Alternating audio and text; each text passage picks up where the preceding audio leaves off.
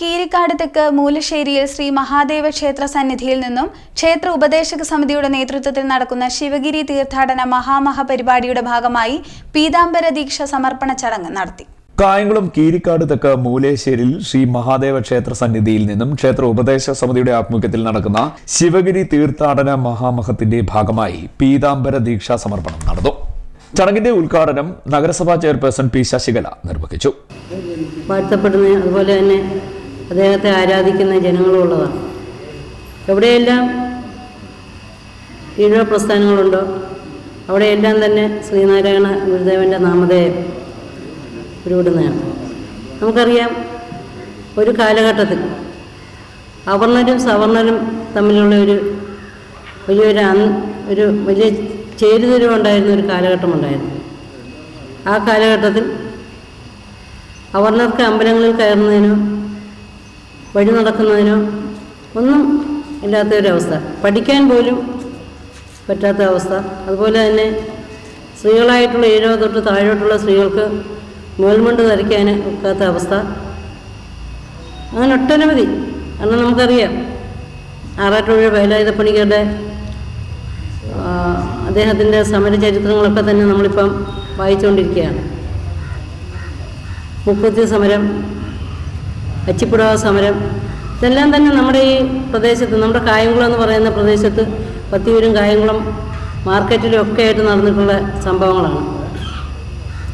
അങ്ങനെയൊക്കെ ഒട്ടനവധി പേരുടെ സമരത്തിൻ്റെയും ത്യാഗത്തിൻ്റെയും ഫലമായിട്ടാണ് ഇന്ന് നമ്മൾ ഒത്തുകൂടുന്നതിനും അമ്പലങ്ങളിൽ കയറുന്നതിനും ഒക്കെ തന്നെയുള്ള നമുക്ക് അവകാശങ്ങൾ നേടിയെടുക്കാൻ നമുക്ക് കഴിഞ്ഞിട്ടുള്ളത്.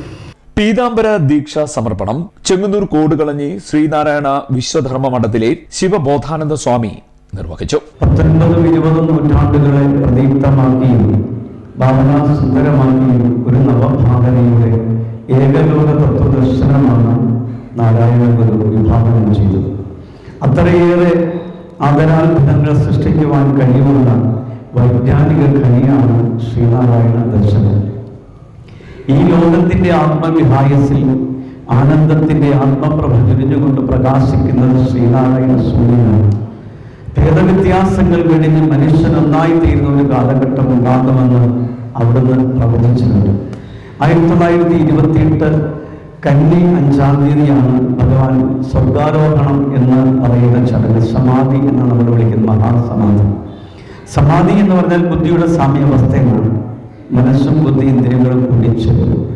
ഗുരുദേവൻ സമാധി പ്രാപിച്ചു എന്ന് പറയുന്ന 33-ാം വയസ്സിലാണ്.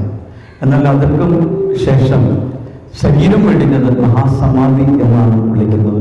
ഗുരുവിൻ്റെ മഹാസമാധി എന്ന് ലോകമാദ്യമായി വിളിച്ചു. പരിനിർവാണം എന്നാണ് അതിനെ വിളിക്കുന്നത്. ഗുരുവിനെ അഭിനവ ബുദ്ധനായിട്ടാണ് ഈ കേരളം, സാംസ്കാരിക കേരളം കാണുന്നത്. 1928 എന്തുകൊണ്ടാണ് ശ്രീനാരായണ ഗുരുദേവ പാദങ്ങളോട് കുറേയേറെ ഭക്തജനങ്ങൾക്ക് ഇത്തരം ഒരു ആവശ്യം ഉന്നയിക്കേണ്ടി വന്നത്? കുറേയേറെ ഭക്തജനങ്ങളുടെ താല്പര്യമായിരുന്നു ശിവഗിരി തീർത്ഥാടനം. ഗുരുദേവൻ മുഴുവൻ ഭവനത്തിൽ ഈ തീർത്ഥാടനത്തിന്റെ ആശയം ഉണ്ടാകുന്നതിന് 2 ദിവസം മുൻപേ എത്തിയിരുന്നു. ചടങ്ങിനോടനുബന്ധിച്ച് ശിവബോധാനന്ദ സ്വാമി, തിരുവിതാംകൂർ ദേവസ്വം ബോർഡ് അംഗം അഡ്വക്കേറ്റ് എ അജികുമാർ, ക്ഷേത്രതന്ത്രി ശ്രീനാരായണ പ്രസാദ് എന്നിവർക്ക് സ്വീകരണം നൽകി. പഞ്ചവാദ്യങ്ങളുടെയും താലപ്പൊലിയുടെയും പീതാംബര കുടകളുടെയും അകമ്പടിയോടുകൂടി ക്ഷേത്രനടയിൽ നിന്നും പൂർണ്ണകുംഭം നൽകിയാണ് സ്വീകരിച്ചത്. ശ്രീമദ് ഭാഗവത സപ്താഹയജ്ഞം നടക്കുമ്പോൾ അതിൻ്റെ സന്ദേശങ്ങൾ അതേ അർത്ഥത്തിൽ ജനങ്ങളിൽ, ഭക്തരിൽ എത്തുന്നില്ല എന്നുള്ള ഒരു വിമർശനം പൊതുവായിട്ടുണ്ട്. അവർക്ക് മനസ്സിലാവുന്ന രൂപത്തിൽ ആ ഭാഷയിൽ പലപ്പോഴും എത്തുന്നില്ല. അങ്ങനെയൊക്കെ എത്തിയാൽ, ഇപ്പോൾ കലിയുഗമാണെന്നല്ലേ പറയുന്നത്, 1 മുതൽ 9 വരെ ശ്രീമദ് ഭാഗവതത്തിൽ പറയുന്നത് ജീവന്റെ കാരുണ്യം, ദൈവത്തിൻ്റെ കാരുണ്യം, കടാക്ഷം, പിന്നെ കൃഷ്ണ അവതാരം, പിന്നെ സ്വർഗാരോഹണം, ശ്രീകൃഷ്ണന്റെ സ്വർഗാരോഹണം, അതുപോലെ ബന്ധപ്പെട്ട ഒരുപാട് കാര്യങ്ങൾ പറയുന്നുണ്ട്. പക്ഷേ അതിൽ ഓരോ കാര്യങ്ങളെയും കുറിച്ച് അപഗ്രഥിച്ച് അതിൻ്റെ ആശയങ്ങൾ ഭക്തരിലേക്ക് എത്തിച്ചാൽ നമ്മുടെ സമൂഹത്തിൽ ഇന്ന് കാണുന്ന വിഭാഗീയത, ഇവിടെ വിഭാഗീയത ഞാൻ പറയുന്നില്ല കേട്ടോ, ഇവിടെ ഏകോദര സഹോദരങ്ങളെ പോലെ ഇവിടുത്തെ പ്രദേശത്തുള്ള ഭക്തജനങ്ങളെല്ലാം താമസിക്കുന്നുവെന്ന് കാണാനും അങ്ങനെ ചിന്തിക്കാനും ഞാൻ ആഗ്രഹിക്കുന്നു. അതുകൊണ്ട് ഇവിടെ ഇല്ല എങ്കിലും പലപ്പോഴും ഉള്ള വിഭാഗീയത അടക്കം മാറ്റാൻ ഈ സന്ദേശങ്ങൾ നമുക്ക് കഴിയും എന്നാണ് എൻ്റെ അഭിപ്രായം. ഞാൻ പറഞ്ഞു വന്നത്, പലപ്പോഴും ശ്രീനാരായണ ഗുരുദേവനെ എന്താണെന്നുള്ള കാര്യത്തിൽ പലപ്പോഴും പല രൂപത്തിലുള്ള കാര്യങ്ങളാണ്. ആളുടെ മനസ്സിലുള്ളത്. അതുകൊണ്ട് അതൊന്ന് മാറ്റാനും കൂടി ബഹുമാനപ്പെട്ട ശിവബോധാനന്ദ സ്വാമികളുടെ പ്രഭാഷണത്തിൽ കഴിയട്ടെ. ക്ഷേത്രതന്ത്രി നാരായണ പ്രസാദ് അനുഗ്രഹ പ്രഭാഷണം നടത്തി. സ്വാഗത സംഘം ചെയർമാൻ ജെ സോമരാജൻ അധ്യക്ഷനായി. ഉപദേശക സമിതി സെക്രട്ടറി സുരേഷ് കേളചന്ദ്ര സ്വാഗതം പറഞ്ഞു.